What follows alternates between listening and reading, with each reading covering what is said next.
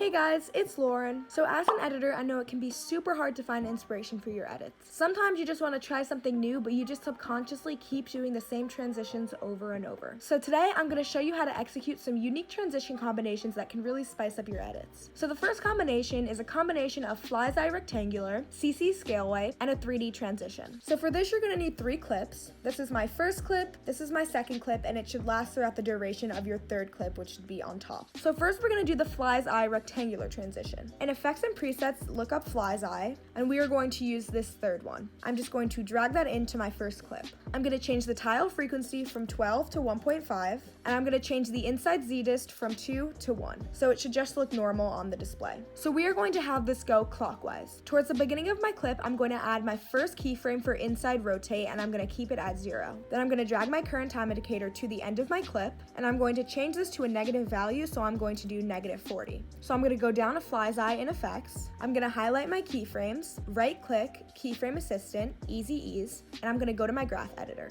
I'm going to do this in terms of value graph. Just follow my graph.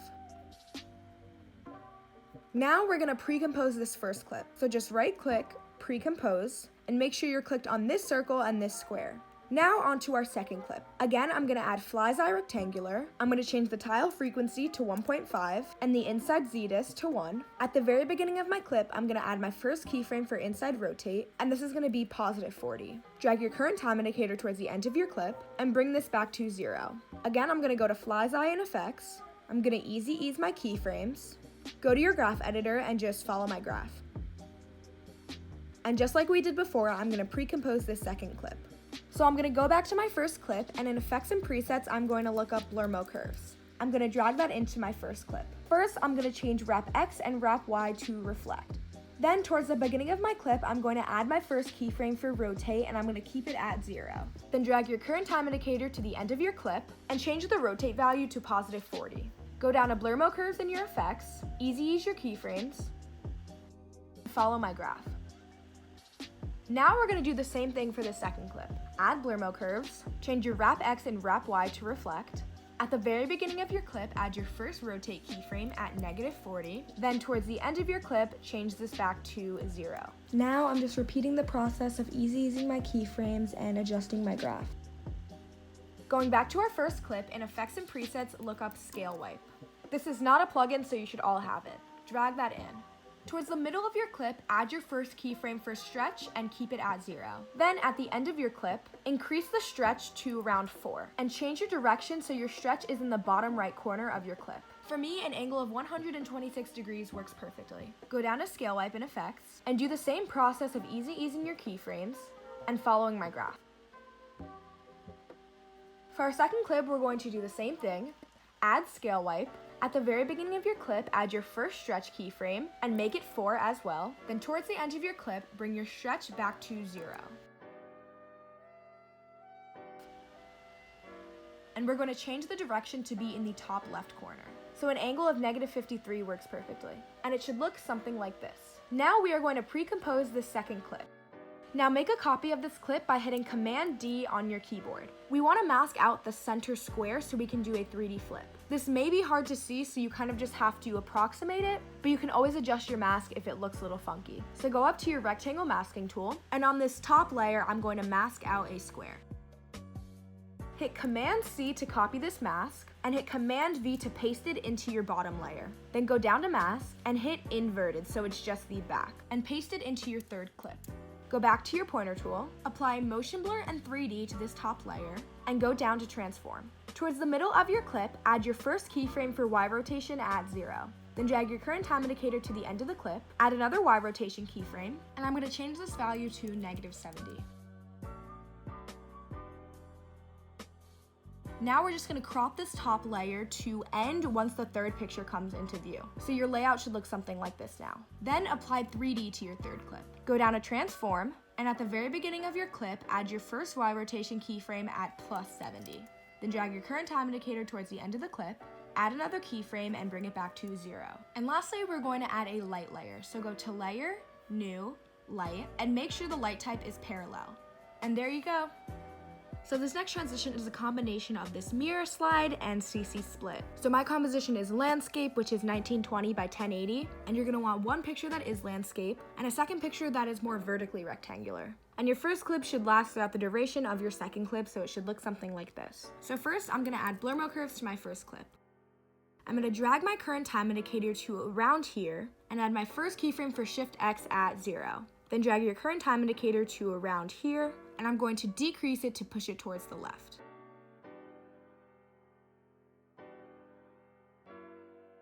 Now pre-compose this clip.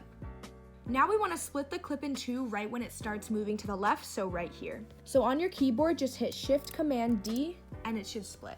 Then in Effects and Presets, look up Mirror and add that to this second segment of the clip. Click right here and make sure your reflection center is right in the middle, so it should look something like this. It's a little bit off because there's some black here, so I'm just going to increase this first value. And now it should look something like this. Now I'm gonna stay clicked on this second segment and go to Layer, New, Solid, and I'm gonna keep my color as black. Then go to your rectangle masking tool, and we're gonna do a thin mask around the exterior so we still have a kind of border.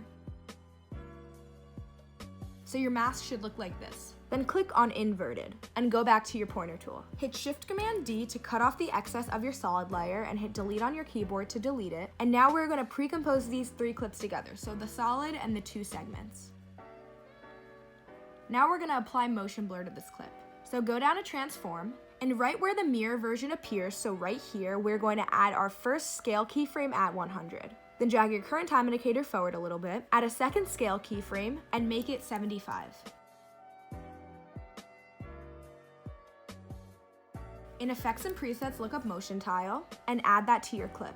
Increase the output width and height, and do not enable mirror edges, so it should look something like this. Lastly, for this clip, in Effects and Presets, look up Transform, and drag that in. We're gonna do a skew shake when it starts to zoom out. So right here, when your mirror version first appears, add your first keyframes for skew and skew axis. For skew, I'm going to do 30, and for skew axis, I'm going to do plus 55. Then drag your current time indicator towards the end of the clip, and bring both your skew and your skew axis back to 0. Now to easy ease your keyframes, you're not gonna go to this transform because this is for your position, scale, rotation, etc. values. You're actually gonna carry it down on effects, and there should be another transform here, and that's where your keyframe should be.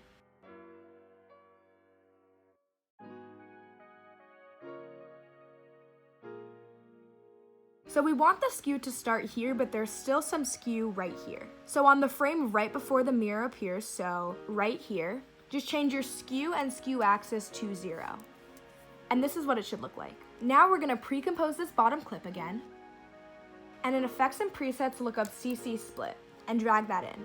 So drag your current time indicator to when your second photo finally comes into view, so right here, and add your first keyframe for split and keep it at 0. Then drag your current time indicator forward and make this value around 160.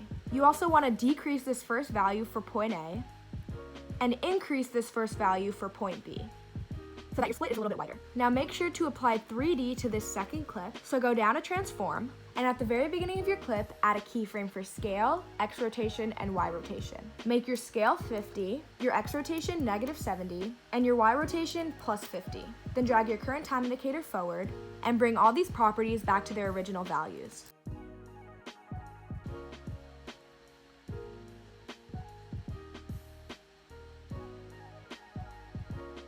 And there you go.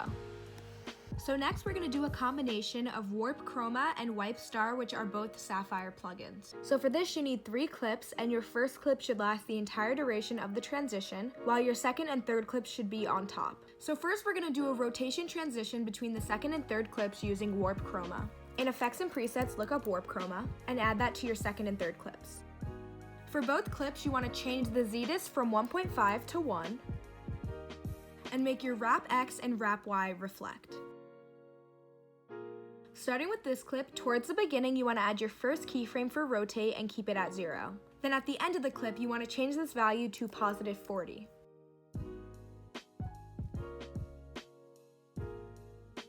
Now at the very beginning of the next clip you want to add a keyframe for rotation and make it -40. Then drag your current time indicator towards the end and bring it back to 0. And now it should look something like this. Now we're gonna pre-compose these 2 clips together.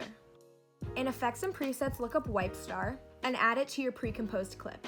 At the very beginning, add a keyframe for wipe percent and make this 90. Drag your current time indicator towards the middle of the clip and bring it to 55.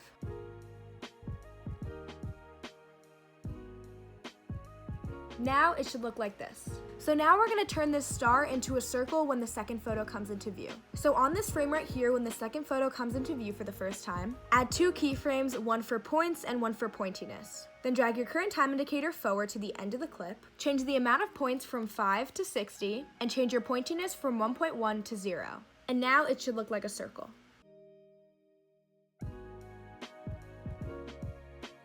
We also want to expand the size of the circle, so where the second keyframes are for points and pointiness, I'm going to add another keyframe for wipe percent. And I'm going to decrease this value to around 33.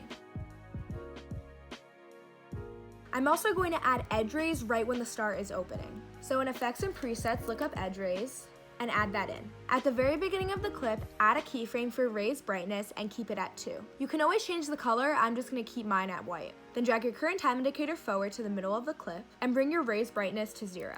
And we don't need to do a graph for this. Lastly, we want to add a little shake when the star first appears. So pre-compose your 2 clips together, and in Effects and Presets, look up S_shake and drag that in. So a few frames before the star finally appears, so I'm gonna go back here, add your first amplitude keyframe and make it 0. Then drag your current time indicator forward to where your star finally appears and change this to 3. Lastly, drag your current time indicator forward a little bit more to where your star is basically fully opened and bring your amplitude back to 0. I also like to carrot down on where it says tilt shake and change this first value from 5 to 2. And this is what it should look like. So next we're going to do a combination of scale distort, a split screen slide transition, and some 3D angling. So for this you're going to need 4 clips and you want them arranged as such, so that your second clip lasts throughout the duration of your third and fourth clips, and your third clip lasts throughout the duration of your fourth clip. So starting with our first clip, we're going to add motion tile from Effects and Presets. Hit S on your keyboard to go to the scale values, and click on this little chain to separate the scale values. Towards the middle of your clip, add your first keyframe, and keep this at 100, then drag your current time indicator to the end of the clip, and increase your second scale value to 150. So it should look like this. Lock your scale values back together, and easy ease your keyframes. I'm going to adjust this in terms of speed graph, so just go here and click on Edit Speed Graph. So there are 2 graphs. We have this straight horizontal one that represents this value that we did not adjust, and we have this curved one, which of course represents this value. We are obviously going to adjust this curved graph. Now let's go to our second clip. Again, add motion tile. Hit S on your keyboard to go to scale, and unlock your scale values. At the very beginning of your clip, add your first keyframe, and make the second scale value 70. Drag your current time indicator forward 4 units, add another keyframe, and make it 113. Drag your current time indicator forward a little bit more, drag it about twice the distance between these 2 keyframes, add another keyframe, and make it 93. Drag it forward a little bit more, add another keyframe, and make it 105. Lastly, drag it forward a little bit more, add another keyframe, and bring it back to 100. Lock your values together again, easy use your keyframes, and we are only going to adjust this first curve. So your second curve might accidentally get pushed to the left when you adjust this graph, so you can just pull that right back into place. So it should look like this. Lastly, we are going to add an adjustment layer so we can add S-shake. So click on your second clip and go to Layer, New, Adjustment Layer. In Effects and Presets, look up S_shake and drag that into the adjustment layer. Around right here, so as we're approaching the end of the first clip, you're gonna add your first keyframe for amplitude and make it 0. Then drag your current time indicator to the very beginning of your second clip and make the amplitude 3. Lastly, drag your current time indicator forward just a little bit more and make the amplitude 0 again. And just like we did last time, we're going to carrot down on tilt shake and change this first value from 5 to 2. Now we're going to pre-compose these 3 clips together. We're going to split this pre-composed layer into 2 segments again, so right when your second clip comes into view, hit Shift-Command-D to cut. And then we're going to duplicate this second clip by hitting Command-D on our keyboard so we have 2 copies. So go to your rectangle masking tool, and for the copy on the top, I'm going to mask the top half of the screen. Copy this mask, paste it into the clip below, and hit inverted so you get the other half of the screen. Go back to your pointer tool, So we're gonna have the top half of the screen first slide left. In Effects and Presets, look up Blur Mode Curves and add that to the top clip. Change only Wrap X to Reflect, not Wrap Y.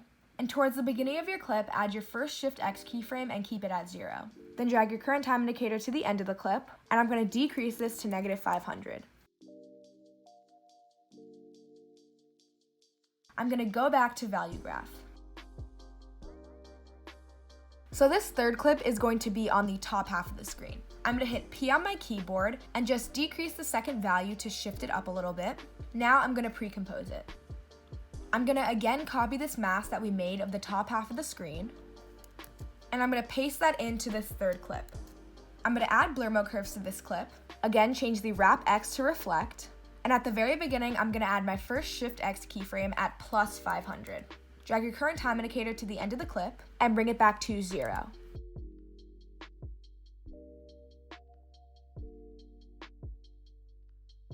So as this top clip is sliding to the left and going back to its original position, we want this bottom half to start sliding to the right. So this is the bottom clip right here, and we are going to add blur mode curves. Again, change the Wrap X to Reflect. And so about right here, we're gonna add our first Shift X keyframe and keep it at 0. Then drag your current time indicator towards the end of the clip, so right before your fourth photo comes into view, and make this value +500.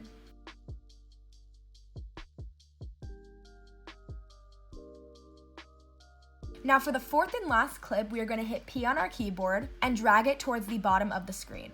Now we're gonna pre-compose it. We're gonna go back down to this bottom clip where it is masked on the bottom half of the screen, and we are going to copy the inverted mask. Then we are going to paste it into this last clip.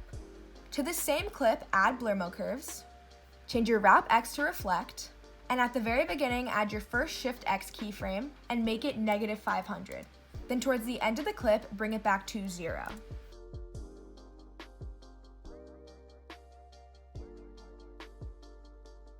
So now it should look something like this. Now we are gonna pre-compose all of our clips together. We're gonna duplicate this huge pre-composed clip, and on the bottom layer, we're gonna add motion tile, camera lens blur, and make the blur radius 30, black and white, and a vignette.